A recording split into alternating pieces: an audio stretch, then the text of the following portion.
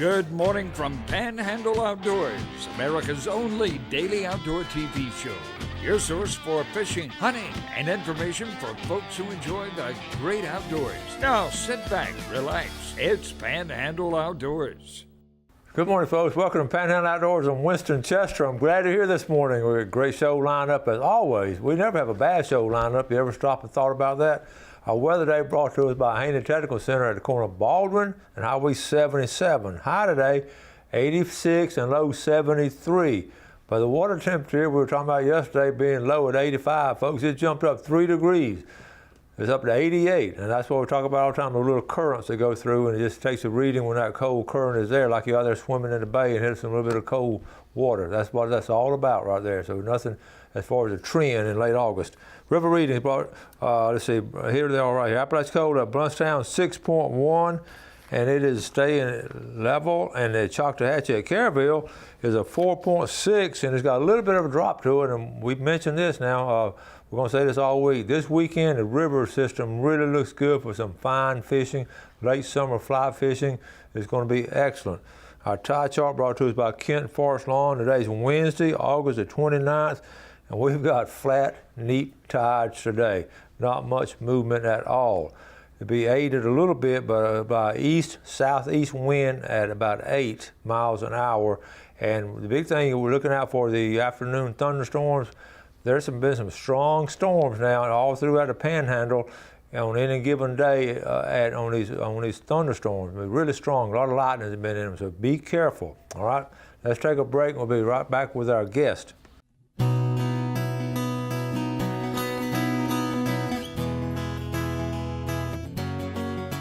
Okay, welcome back, and here's a familiar face again, Captain Rick Corley. Good morning, Rick. Good morning.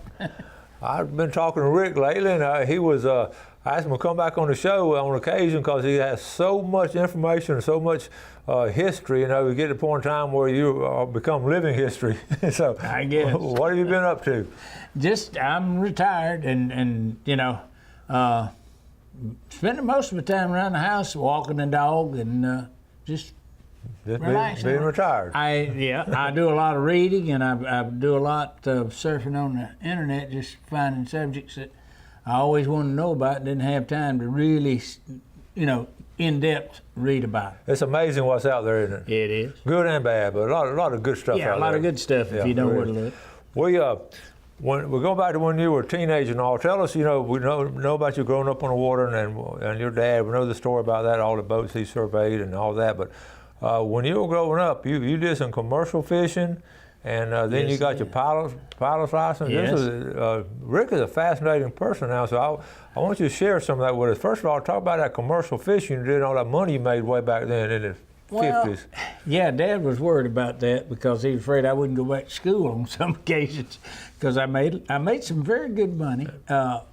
When we show this picture later on, there's a boat sitting on the dry dock called the Vinyl H Tibbets, and she was an old wood hull 70-foot commercial fishing boat, and I got to talking to the skipper one day when they were in there, and that was in 1958, and he said, you don't have to go to school, we got a 2-month run for commercial fishing. I said, where will y'all go? He said, well, this one we'll go to Progreso, Mexico. And I went and asked Dad, I said, can I go fishing on that? He said, well, why not? You're old enough now, it's time. Mm-hmm. I guess today they'd put him in jail for child neglect or something. But anyway, I went on there as just one of the fishermen, and we went over and fished the Bay of Campeche in Mexico, went into Progreso, sold fish there, turned around and ran all the way back out to Campeche, fished, and then went all the way across the Gulf, went into Port Arthur, Texas there, Orange, Texas, and unloaded. And then we fished the Gulf from there all the way back here and unloaded at Tarbert Dock. We made that trip. It took about 2 months, and I made $2,300 in 1958 in 2 months. That's a lot of money. And that was a lot of money. I mean, a lot. Well, I wanted to learn to fly, and right after that, Johnny Reaver started teaching me to fly. And of course, he's passed away now. There's a place called Reaver Way out at the airport that's named after him. A lot of people don't know about Johnny, but he won the 1948 Thompson Air Races. and in Formula One class. And he was a heck of an instructor and one of the best stick and rudder pilots I've ever flown with in my life. But anyway, I learned to fly with him on 11th Street until such time as they built a new airport, and I flew he had a J3 and an old Aranca Champ, and he flew the Aranca Champ, I flew the J3 to bring him over to the new airport, and I got to land on the airport first. And so when they started shutting down this old airport, I went out there, and before they put the X's on the runway, I made a touch and go on a 150. I was the last one to take off and land on it too. Mm-hmm. But anyway, he was an excellent teacher. He took me over when I was in 14. I had gotten about 5 hours of flying, and back then that was pretty good. And I was ready to solo, and he was afraid I would quit if I didn't get to. And of course, you wouldn't solo until you were 16, mm-hmm. and you had to usually whatever it took. Most people took about 8 hours. Well, I had 4.9 hours. We went over to Weewah, to that grass strip. And he thought it'd be a good place, and he took me in there, and I made about 3 landings and takeoffs on the grass. He got out of the airplane. I said, "What are you doing?" He says, "You tell anybody, I'll deny it." But he says, "Take off and go around the airport." 14 years old, you were doing a solo on the plane. I did a solo at 14 years old, come back and landed. He says, "Now, you can't do this again till you're 16. He says, "That was illegal." But he says, "I knew if I didn't let you do it, you'd quit. You'd lose interest." So when I finally got my license, I had about 130 hours. Okay. Which normally you would have 40. But I would wash airplanes, whatever it took, and fish. But every extra penny I had went to learn to fly. Mm-hmm. Well, back then, I got a private pilot's license for $460. Okay. And today, that same license costs you $10,000. Whoa.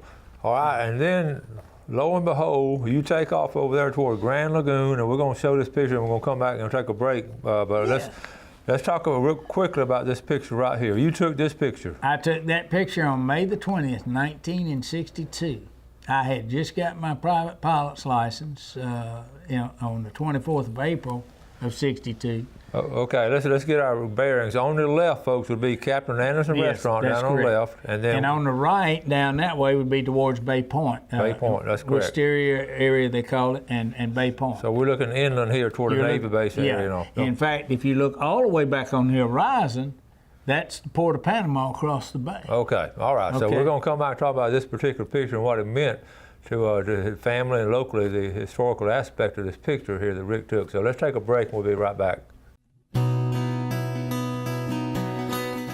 Okay, so we got this picture. Rick's flying over to the motel to Dad and Mom and open up. Yep.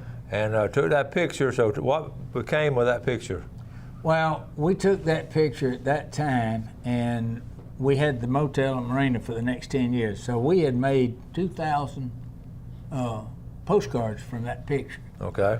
And of course, as people would come down, we had people that come every summer like clockwork. I mean, we had a lot of return business out of Atlanta, Columbus, Georgia, and places like that.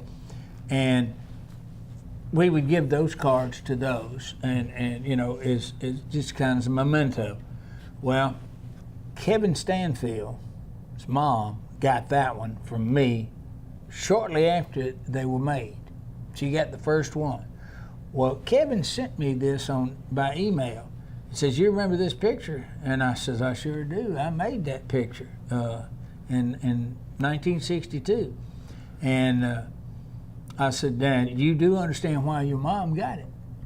Robert Stanfield and Ellen Stanfield were in the Atlanta Skin Diving Club, and they were the very first customers we had at the motel that summer when we opened on May the 20th, 1954. They all came down.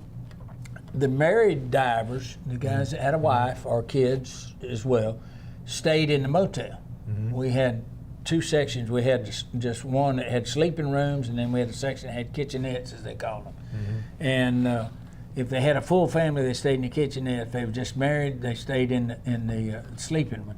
But the rest of the guys that were single, that were in the Atlanta Skin, brought pup tents, and they pitched tents along the water because we didn't have the seawall or the parking lot then. And they just lined up down the waterfront and camped out. That's cool. And we would take them out on the boat that's right there across from the big boat. That's the Miss Dorothy. So his mother just kept that postcard, and he found it going through her things. Yes, he did. Yes, he did. That's cool. But they stayed with us 2 to 3 times a summer from then, from 1954 to 1972. We sold out in 72. And then that building right there in the center, that metal building. That metal, it's actually a shed. Over. That's where the Grand Marlin is now. That Grand would be Marlin. the back deck. Okay. Yeah, of the Grand Marlin. And back behind that, you see something you don't see anymore. That's a phone booth. That's the men and women's restroom, and the phone booth right by it. Yeah. And this area is called the middle ground, right in the very middle there, where the drive comes around it. And there was about 8 different species of trees. Now later on, I landed a helicopter right here on the left, where that outdrive goes towards Anderson's. In that grassy area, I landed a Bell 47. My mother had never flown in a helicopter, so I came down and picked her up, took her flying in a helicopter. Okay, and this little houseboat looking thing right here in the center of the screen. Tell us who was in that one. That's Red Kessel, was the marine biologist with the fisheries lab. Okay, we got him. And, all right, tell us about him real quick. Red was down doing research. He came from Alaska, but he was researching the mackerel, and everybody thought the mackerel used to run up and down the beach, you know. And they found out, no, they actually go offshore. And then in the summertime, as the water warms up, they come back inland. And they actually migrate from offshore inland rather than down the beach. And one day I was down there playing chess with him. He was a chess player, a really good one. And he asked me, he says, how come nobody fishes for marlin? And I says, what do you mean? There ain't no marlin up there. He said, oh, yes. He said, we see them out there every day when we're out there. They were about 70 miles offshore. And I said, really? And we got to talking. He says, there's plenty of them. Sailfish, marlin, big dolphin, all of that's out there. So I had to go get my teeth cleaned a day or 2 later. And Dr. Woods, the dentist on 11th Street, he was the one that was my dentist then. He was cleaning my teeth, and they always get in a conversation with you about things, you know. And he said, you fishing any lately? I said, yeah. And I said, what are you doing? He said, well, I'm fixing to, that's the reason I had to get you in early. I'm going to Costa Rica and go marlin fishing. I said, well, you don't have to do that. He said, what? And I started telling him about this. So he got all excited. And he said, when I get back, I want to talk to you about something. So I got him and Joe Knowles together. And, of course, Bob Jensenis and some of them joined in. And it was so far offshore back then, and the boats didn't go that fast, that Joe and Bob Jensenis were the 2 captains. You had to have 2 because it was more than 12 hours out.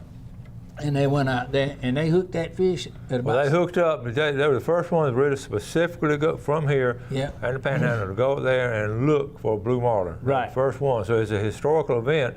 Ironically, you had something to do with it. And lo and behold, this picture right here is in full box, and it's one of my favorite pictures in here. Tell us about this picture. Well, they got that fish on at about 7 o'clock in the morning, and they got him in the boat at about 12:55, if I remember right. And then they had to, once they got him in, they got him situated. And the reason it took so long, they were fishing with a 6/0 reel, which is what you use for bottom fishing. That was the biggest reel we had. It was not a big game reel. No, it was just a little reel. No, that's like it's like trying to catch a king mackerel on a Zebco 33. That's right. So they hooked it up, and they brought this in. Captain Anderson's restaurant would be on the right side. Those cars in the back are parked on Thomas Drive. Yep. And some photographer, I think Bill Lowther, who I knew Bill Lowther, he wrote the story on it. Yep. But this is a historical moment as far as the fishing heritage and history here when they brought him in. Yeah, that fish was 12 foot 4.5 inches. I'll never forget. We weighed it and measured it. Yeah. And it was the first marlin caught here, and that's what led to everything, including the Bay Point Billfish tournament later. And Bill Lowther, I'm going to read his quote because he put it only as a good writer can. And Bill was a very good writer. In our opinion, a full-blown hurricane or a recreation of Lady Godiva riding down Harrison Avenue at high noon couldn't have caused any more stir in these parts than Dr. Charles Wood's Big Blue Marlin. So the word got around town. People started calling. Yeah. We're all around town. Everybody running out there, parked beside the road in those cars. You would be amazed. You were there. Yes, you were there. Well, see, that's why we wanted Rick to tell this story. not many of us can say we were there then. So at a very significant time in our heritage and history, old Rick was right there on the front row. And it had something to do with the development of the story and telling Dr. Woods that there were blue marlin out there, because he kept on going to Costa Rica. Somebody sooner or later would call it, but Dr. Woods, our local guy, called him. Yep. And he was one of those people. He was a rabid fisherman. And well, Dr. Combs. Dr. Combs is that way. He loves to love to fish. Yeah. Okay. Well, that's a great story. I'm so glad you got to share that with us, because and some people, most people didn't know what it was. One of them said it was a big amberjack. Yeah. So anyway, I just wanted to. That's an inside front row seat to something happened in our book. That instead of me just reporting on it, he was there, and that's cool. All right, let's take our final break, and we'll be right back.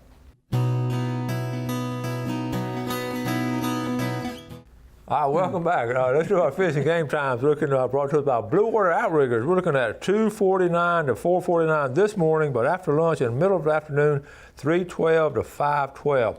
I want to go back to this picture real quick. Rick and I was talking about it off the air. I'm talking about the cars. I love these old cars. And Rick, on the far left over here, way over here on the far left, what kind of vehicle is that? It's a Volkswagen. That's got to be one of the first ones. One of the first ones. This was 1962 that were just coming out. Yep. And I know whose car it is. That's my older brother. He had just bought that. He was married, and he had just bought that. He was one of the first ones to have Volkswagen. And then and look at the color of the red cars. Red was a hot color back then. Yes, it was. Okay, real quick, let's go from way back then to what's happening right now. I want to show y'all a couple of pictures. We got to get caught up. And this is right here. These are the winner. This is a winner from a trout tournament, the Season of Hope Trout Tournament we just had down at Watson's Landing Marina. And the winner is Noah Denman, and he won the second annual with a 4.38 pound trout. They had 58 anglers participating, so that was a great turnout. And all that money goes to Seasons of Hope for their activities. And I thought you'd like this. The first 5 days after the weekend are the hardest. That's true. Think about that. Okay, some of y'all. And here's one of our good viewers, Elliot Melvin, up there sanding feed and seed. Their rattlesnakes are getting out in late summer, and you got the kids out there. You got to be careful. In your yard, you want to take dispense of that one. Sherwin Prowse, historical moment here. Sherwin sent this picture. I've seen it all now. Well, almost all. Scalloping from an airplane on St. Joe Bay. You saw it first on Panhandle Outdoors. Folks, the scallops, they're going after scallops all from the air and on the water and all over the place. They're getting after the scallops. Okay, so I just wanted to catch up on that. One thing, let's jump forward today, and we talk about this a lot because you have so much experience, Rick. Let's briefly talk about we're getting into storm season. Yes. What you thinking? Hurricane season.